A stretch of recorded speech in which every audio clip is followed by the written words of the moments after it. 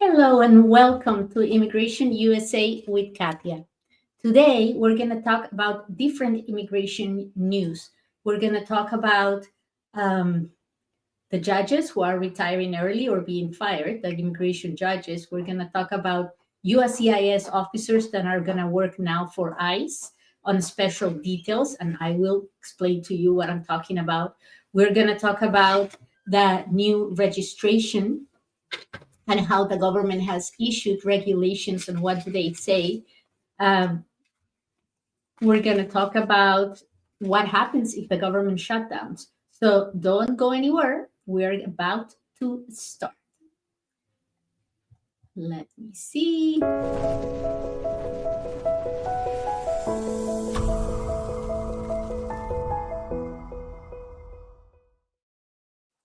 Hello and welcome to Immigration USA with Kathia. I am Kathia Quiroz, an immigration attorney for more than 20 years, and I dedicate my life to educate immigrants about the law, about how to become legal members of society, and how to improve their lives, work hard to become better persons, and to share a little bit of the love of God. So let's start from the beginning. What are the most important news as of today? Well, number one is registration. The government has issued regulations for the new registration requirement. They are 26 pages, and I still have to study them all. I have just glanced at it, and based on what I glanced at it, I would like to tell you this. Number one, who needs to register? I will give you a list, but do you need to register? Well, I don't know. That depends on your specific case. It's not the same for a person who has a process pending or who plans to apply for a process to decide whether they can register or not. Probably yes is the answer, because no matter what happens, they have a way to obtain papers. But what happens when you don't have any way? Well, that's much more risky, because if you register, you are providing the government with information about your whereabouts, and they may come pick you up and remove you. So that is where we need to, put everything on a scale and decide whether it's the right thing to do or not. So nobody can tell you to register or not but a lawyer. So what you really need to do is consult with an immigration lawyer about your specific situation before you decide to register. Now, this new regulation has not been published yet in the Federal Register. So what does that mean? Well, whenever the government issues a new regulation, they have to publish it in a special type of newspaper that the government has. It's called the Federal Register. And once they publish it in this register, 30 days afterwards, then the regulation becomes official and the government can really say, now you start doing this. So right now, none of this has happened. We are waiting for the official announcement, and I will let you know when that happens. But it's good that we can see the document so that we can get some information out of it. So I think that the best way to explain to you who needs to register is by telling you who does not need to register, because the list of people who does not need to register is much smaller than the people who do need to register, okay? So let's go through the list of who has already registered, who does not need to register, okay? So if you are a legal permanent resident, this is not for you. If you entered the United States with a visa, with a permit of any kind, you do not need to register. You must have an I-94. And what is an I-94? It's a document that the government gives you to acknowledge that they know that you entered the United States. So if you have a tourist visa, a work visa, an investor's visa, student visa, journalist visa, You don't need to register if you entered the United States with this visa. If you were paroled in the United States, either through CBP 1 or to a special humanitarian parole, anything that the Border Patrol gave you an I-94 to enter the United States, you don't need to register. If you were placed in deportation proceedings and you received a notice to appear, you don't need to register. So if you're going to immigration court right now, you don't need to register. If you turned yourself in at the border and they allowed you in but told you to go see a judge, you don't need to register. If you applied for asylum in the United States and you were denied asylum and they send you to see a judge, you don't need to register. Okay? If you were living at the border and you had a border crossing card, you don't need to register.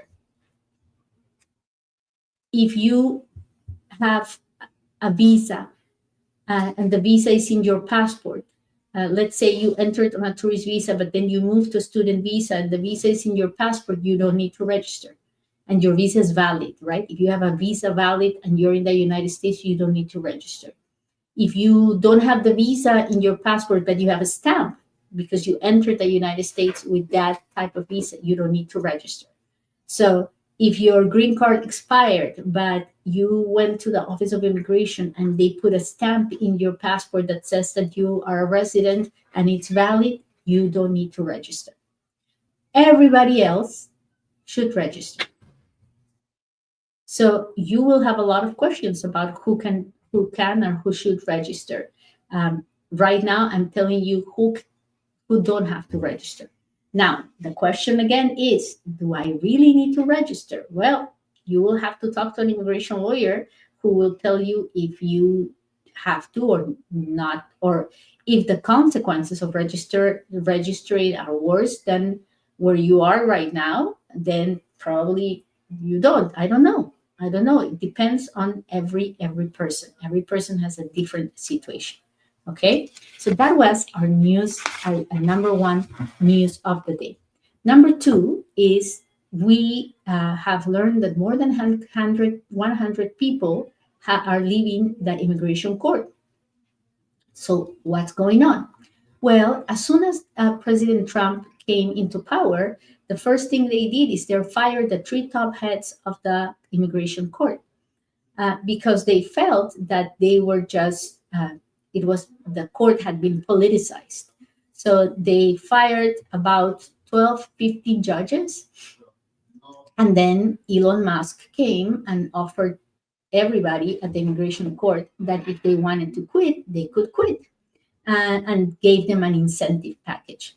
Well, 85 people have taken the incentive package, which means another 18 judges have resigned. So now, at first were like 28 trial judges that were let go, and now another 18. So we're down almost 50 immigration judges and a lot of personal people. So what does that mean? Well, the first thing it means is that immigration court cases are going to take longer because there's not enough judges as it is. Now it's going to take longer. The second result of this is that the government has told the trial attorneys that work for the government against the immigrants to try to close all try to ask for dismissal of the cases where the people have entered the United States to apply for asylum, but they have failed to apply for asylum within the first year. So if you were placed in removal proceedings and you didn't apply for asylum within the first year, it is possible that the government's going to try to deport you without continuing your immigration court case. So beware of these things. I think it's very important for everybody who is in immigration court right now to be talking with their immigration lawyers, because it's a very harsh situation for any and every immigrant. Okay, so that was news number 2. News number 3 is that ICE, the Department of Homeland Security, is offering the adjudications officers at the Office of Immigration to volunteer themselves to work for ICE for 60 days for 2 months as deportation officers. So, what is the difference? Aren't they all the same? Well, no, they're not all the same. The Department of Immigration has several different branches. One of the branches is USCIS, the other branch is ICE, the other branch is CBP, the other branch is HSI. So the Department of Immigration has different several offices. USCIS is the office that gives benefits. They are the ones who approve green cards, and um, they approve employment authorizations and citizenships. ICE is the office that deports people. They go pick them up and remove them because they're undocumented. HSI is the office that does investigations for people who are, involved in drug trafficking, child pornography, and things like that. CBP is the office at the border that stops people from coming in and removes those who don't have permit to enter the United States. So what is happening now is DHS, the top head, is telling the USCIS officers, look, USCIS officer, we need your help. We need you to turn into an ICE officer for 2 months. What are you going to do? Well, you might have to go out with the ICE officers and collect people, or you may end up sitting in a desk at the ICE office just processing people once ICE officers bring them in. So are they going to do it? Well, yeah, I think that a lot of immigration officers at USCIS are going to take this detail, that's how they call it, detail, and they're going to leave their desks for 60 days to go work for ICE. And why would they do that? Well, because if they do it, then they get more points for your next promotion because they are helping their boss in what their boss thinks it needs. So I think a bunch of officers are going to move away from their desks and become deportation officers for 2 months just to help. And why is the government doing this? Well, because the number of deportations is not where they expected they were going to be. And why is that? Well, because mainly immigrants now know their rights more than ever. So they are not opening the doors of their houses. They are not allowing the government to deport them without the opportunity to see the judge. So that is delaying deportations of thousands and thousands of people. So for that reason, the government now needs to increase the number of detentions. And for that, they need more people. So that's why they are asking USCIS for help. What do you think about it? Now, the latest news that I want to talk about is what happens if the government shutdowns. Because right now in Congress, Congress is fighting about the budget, right? And if they don't make a deal, if the Senate and the House of Representatives doesn't make a deal, then we need to expect that the government is going to shut down. And what does it mean for the government to shut down? Well, it means that people that works for the government has to stop working because there is no money to pay them because Congress hasn't agreed to release the money. Well, does that affect immigration? And the answer is very little, almost nothing. Let me give you an example. At the USCIS office, the USCIS office doesn't receive money from the government. The money they receive from the immigrants who pay for their processes. So technically, the Office of Immigration will continue working as if nothing has happened because most of the processes that they do are self-funded. So the immigration offices should continue working regularly. Now, what happens with ICE? Well, ICE does receive money from the federal government, but because they are essential, because they are part of national security, they will continue working as if nothing had happened. What happens with that CBP, with Border Patrol? Same thing, because they're essential, they're part of the national security task of the government, they will continue working as usual. Now, what happens with immigration court? Well, they do receive money from the federal government and they are not essential.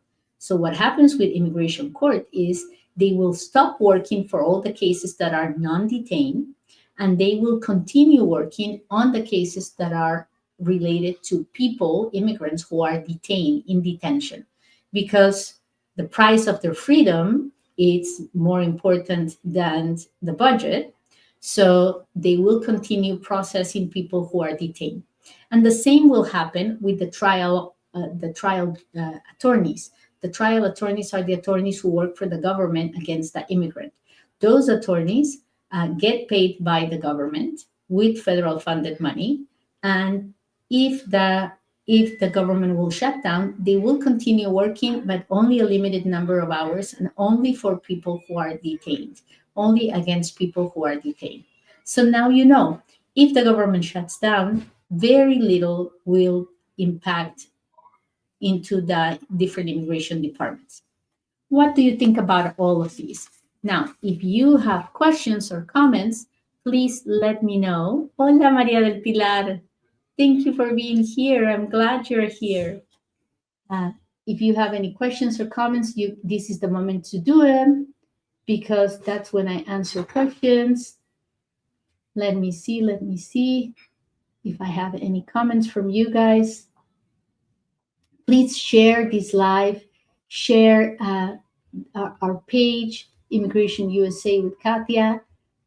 This is something new that I just started very little ago, a week and a half. I think I've been doing this, and I'm very excited of how much we're growing. So I'm glad that you are getting more information, and I'm glad that my English audience is growing every day. Well, I have no questions, so I will be here next Monday doing another live. I don't have a time slot yet because it depends on how busy my calendar is for the day.